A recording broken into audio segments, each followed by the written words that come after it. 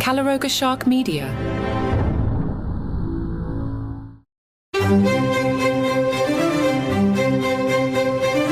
Hello and welcome to Palace Intrigue. I am your host, Mark Francis. Meghan Markle is facing Tradwife criticism over her new Netflix show.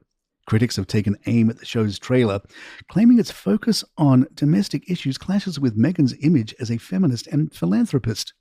Writing for The Times, Alice-Azania Jarvis quipped, "We've had Meghan the actress, Meghan the people's princess, and Meghan the wound-licking Oprah-confiding ex-royal. Now the artist formerly known as Miss Markle has a new guise, Meghan the Tradwife." The term Tradwife refers to a growing internet movement promoting traditional homemaking roles and aesthetics, often coupled with a rejection of modern feminism.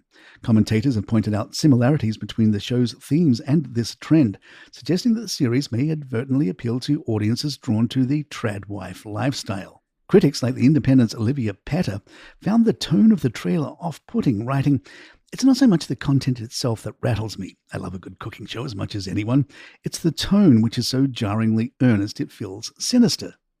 Meanwhile, the New York Sun argued that Meghan's apparent embrace of traditional roles marks a sharp pivot from her vocal feminist stance. Journalist Kevin O'Sullivan told the Kinsey Schofield Unfiltered podcast, "What she's offering the public, the new Meghan, this is the new invention, is pathetic. This is a stupid show where she is baking cakes for her mates in California, wearing Cartier designer jewelry and flashy clothes. What she doesn't understand is, in order to be successful in show business, in order to make successful programs and successful films, is you have to make them not boring. This is nonsense and it's boring. It's really boring and therefore it will fail." Lemonada Media is capitalizing on all the Meghan mania, teasing new episodes of Meghan's Archetypes podcast. On social media, they shared a collage of podcast photos, including Archetypes adding, "New year, new episodes. We are so back with new episodes of Fail Better, Boneheads, Pop Culture Debate Club, and more coming out this week." Which podcast are you excited to listen to this week? We are left to assume that Meghan's podcast is part of that and more, and find it curious that they didn't name-check Archetypes. On housebeautiful.com, Kelsey Mulvey asks, "Serious question, how authentic can With Love Meghan really be?" Kelsey writes, "Meghan Markle is so back. No, not because she's rejoining the royal family or finally launching her mysterious jam brand.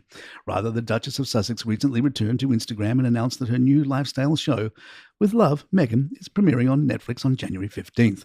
As someone who is fascinated with pop culture and homebody hobbies in equal measure, I've been thinking a lot about this upcoming series.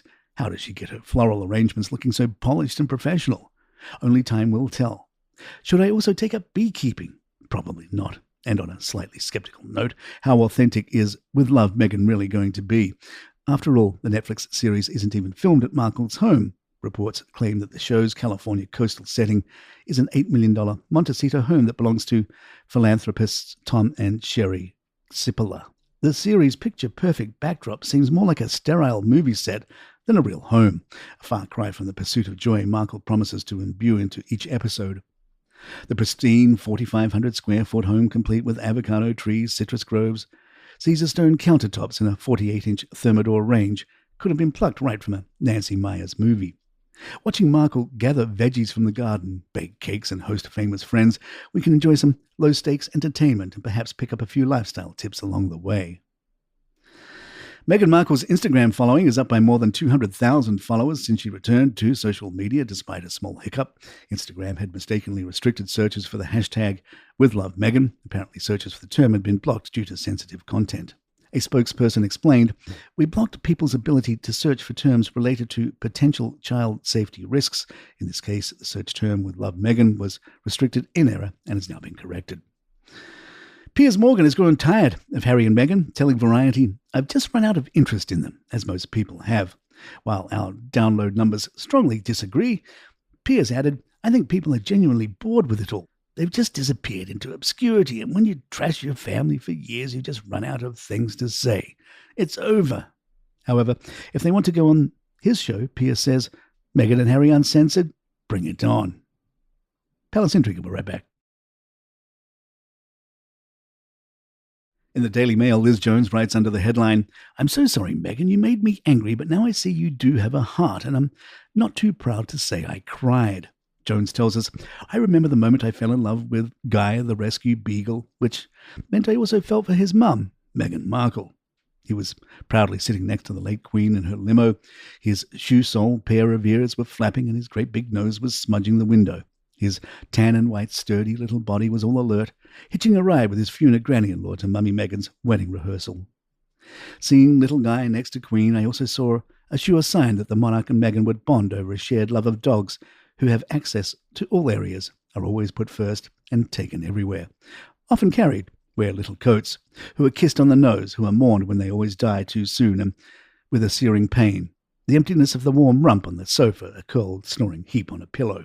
This is the real change in the stuffy, old, unrelatable royals, I thought, upon learning of Guy, rescued by Meghan in 2015, way before she met Harry. Meghan champions animals at last.